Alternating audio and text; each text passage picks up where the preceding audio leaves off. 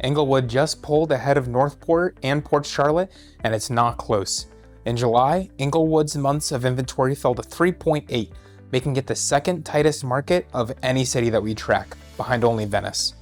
But there's a number buried in this report that does not match the headline, and I think that you need to hear it. Hi, I'm Kyan with the Rhonda Gustitus team at Keller Williams Peace River Partners, and today I'm breaking down what's happening in Englewood and why tighter doesn't automatically mean what you think it means. And here are the 3 stats that you need to know. Number 1, months of inventory dropped to 3.8 in July, down from 4.4 in June.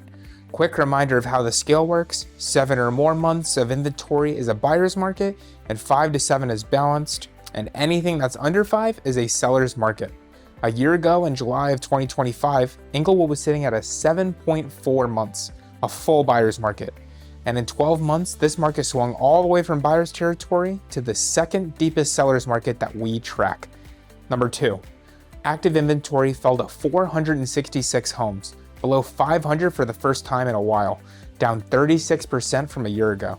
New listings dropped to 90, down almost 12% from last July, and while sales actually rose to 133, up more than 6%.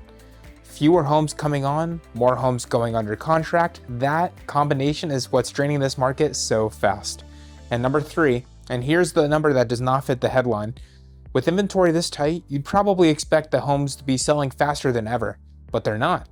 Average days on market actually climbed to 111 days in July, up 16 days from 95 a year ago. And median sold price is down about 13% from $411,715 a year ago to around $360,000 today. So Englewood is technically the second tightest market that we track, but homes are taking longer to sell and selling for less than they were a year ago.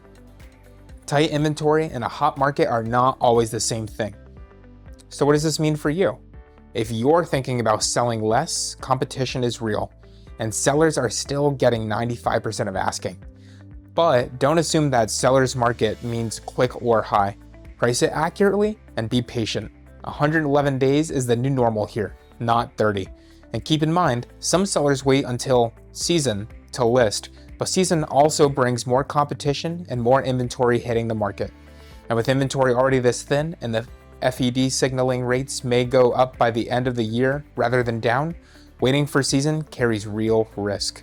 And if you're buying, this market being tight on paper doesn't mean that you've lost all of your leverage. Prices are actually down year over year, and homes are sitting longer, and that's real negotiating room if you know where to look.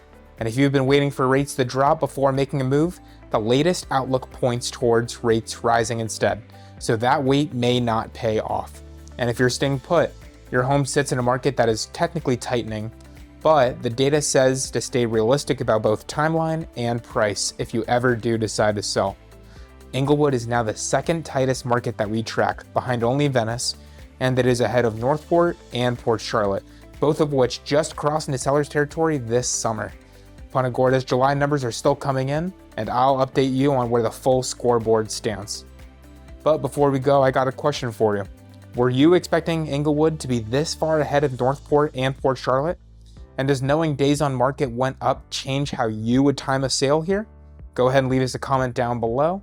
And if you want to know exactly what these numbers mean for your specific home, go ahead and call or text us at 941-426-4394. And remember, real estate's a dream with the Rhonda Gustitus team. I'll see you guys next month for another market update.